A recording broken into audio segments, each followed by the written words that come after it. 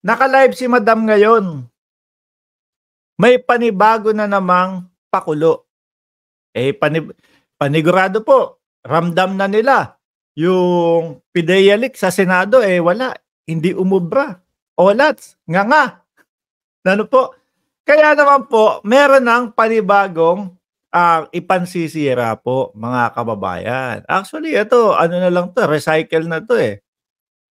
At mapapansin nyo din po, mga kababayan, from 16,000 viewers, eto na lang po yung viewers ngayon, 3,300 na lang po, mga bossing. Ayan 3,300 na lang po. Siguro napansin na ng tao, recycle na naman. Paikot-ikot lang kami. Porket wala na yung issue ng PIDEA leak, balik sa mga naunang topic. Ano ba yan? Siguro nag-aalisa na po talaga, mga kababayan.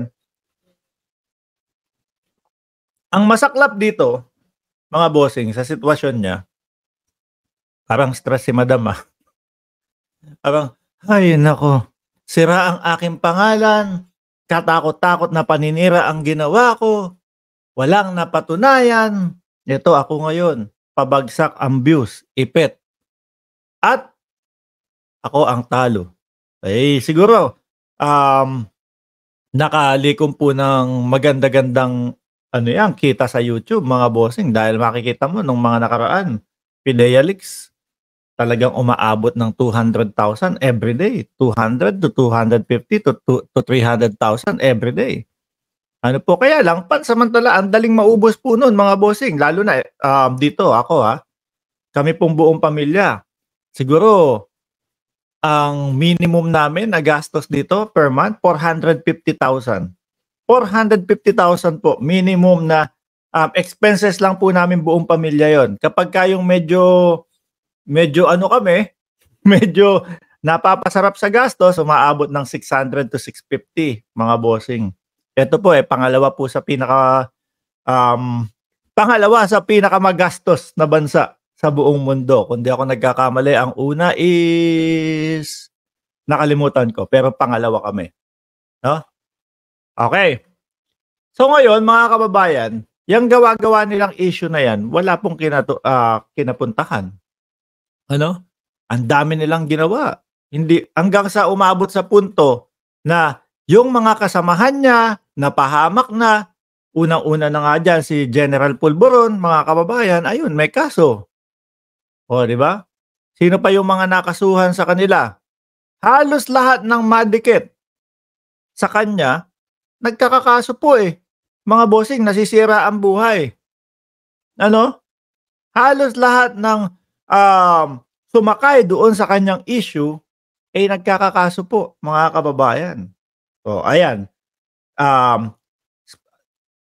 Example na lang natin, si Morales. Di po ba? Ako, pihado, panigurado, na talagang tutuluyan po yan. Ni Kumar, mga bossing, isang negosyante, kung ano-ano pinagsasabi nila. Mga kababayan, biruin mo. Ang laki pa pala ng naitulong nung pandemic, nung nung si Kumar. Mga kababayan, nandoon yung magpamigay ng mask, magpamigay ng mga kung ano-ano, tapos sisirain mo pa, Sabi ni Jiro Kanzaki, nalipat yung kamalasan sa kanila. Wala hindi mga nakapag-antay Hindi nakapag-antay. Kagaya na lang ni Glenn Chong, sabi ni Larry Gadon? Kaibigan ko yun Kaibigan ko yan, kaso mainipin, maramdamin si Glenn Chong Di ba? Tsaka talagang may pinipili lang na posisyon ang gusto si Glenn Chong. Sabi ni Nate Rador, hinahanap si Maharlika sa USA ng California Court. Hindi siya, dahil nakademanda, hindi siya makita at huling address niya ay wala na siya.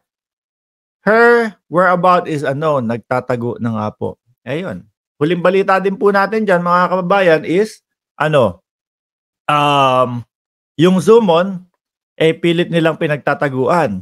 Kasi ang dahilan nila, wala akong na-receive na ganito, ganyan. Wala akong na-receive na summon galing sa kanila. Ganyan yung dahilan po nila, mga kababayan. Eh kung matatapang sila, mga bossing, at kung alam nila, no, na wala silang kasalanan, eh bakit tataguan mo yung summon? Okay, sige tara, kagaya po ng ginawa ni Kumar, mga bossing. Patawag niyo ako sa Senado, okay, may sakit ako, kaso, sige, haharap ako sa inyo. Atat pa. Eh sila, hindi. Lahat yata ng ipatawag sa kanila natatakot. Lahat yata ng ipatawag sa kanila nagtatago. Summon pa lang po yan, mga bossing, ha? Summon pa lang po yan. Kumbaga, binibigyan ka ng pagkakataon upang ipaliwanag ang iyong sarili. Hindi ba nila kayang ipaliwanag yung sarili nila? Doon sa mga issue na ibinabato nila? Doon sa mga paninira nila? Sabi ni Flavilin Sabiano, sana Kumar and Company goes to US and file a case against kay Hitad. I don't care. Nasa iba, ang number 1 na gusto kong makulong, si Hitad. Eh, hindi po malayo yan. Kasi pagka-umpisa pa lang po, mga kababayan, nung hearing sa Senate, ano? Nung nandun yung lawyer ni Kumar, ano ang bungad? Ang bungad is, ang bungad, nagkasakit po yung kliyente ko, si Kumar. Dahil po sa mga nangyayari at mga pinagbibibintang sa kanya nang walang katotohanan. Kaya nga po pumunta kami, no? At nagkonsulta at kumbaga magpa-file ng kaso dito sa mga taong ito. Eh malamang yan, dadayuhin ni Kumar yan. Malaking negosyante din po pala yung si Kumar eh. Kaya naiisip ko, ano kaya mga pinag-iisip nito at sinisira yung taong wala namang mga kinalaman, ang layo-layo, no? Dahil siguro yun yung nakikita nila na magiging hagdanan para mapatawag ang ating First Lady doon sa Senado, mga kababayan. Tama ba ako, Maribel Millet at Perdi Boy? Tama ba ako? Oh, watching from Italy. Di ba? Si Ma'am Imelda, hinarap lahat ng kaso ng binato sa kanya, sabi ni Archie Sulweta.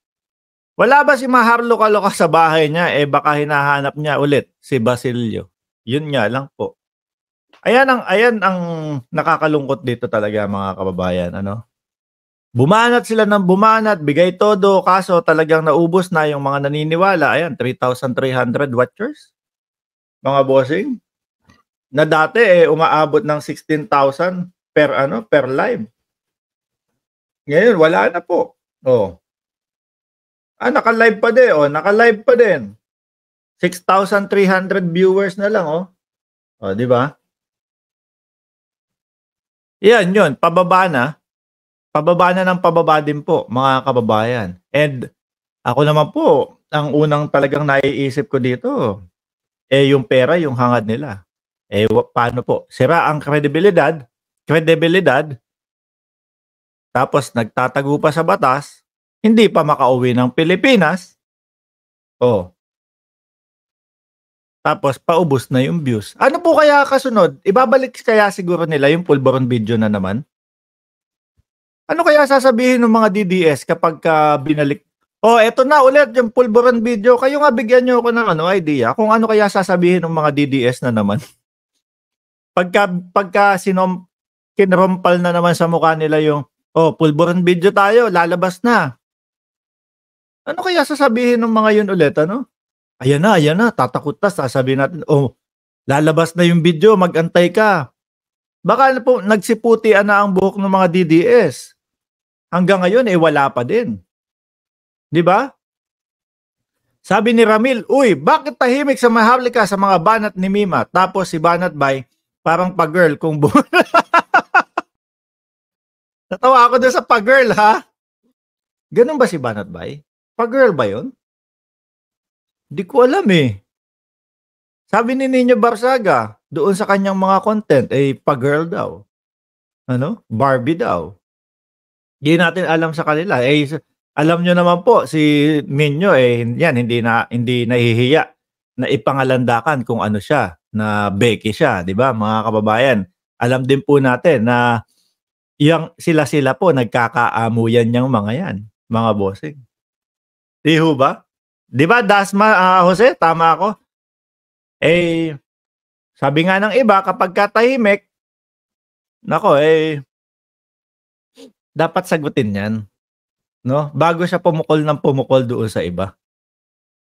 Sabi ni Fire Eyes, "Napaka-obob talaga ni Tatay Dig. Sinisi niya si PBBM sa pagpasok ng ICC pero binalaan siya dati ng human rights.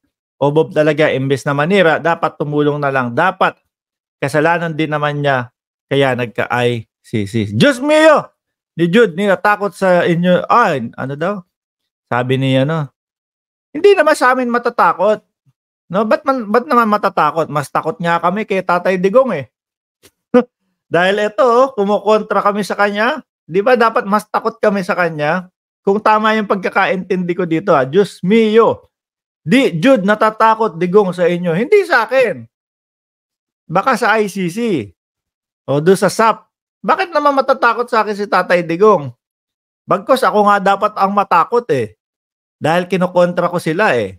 Oh, 'di ba?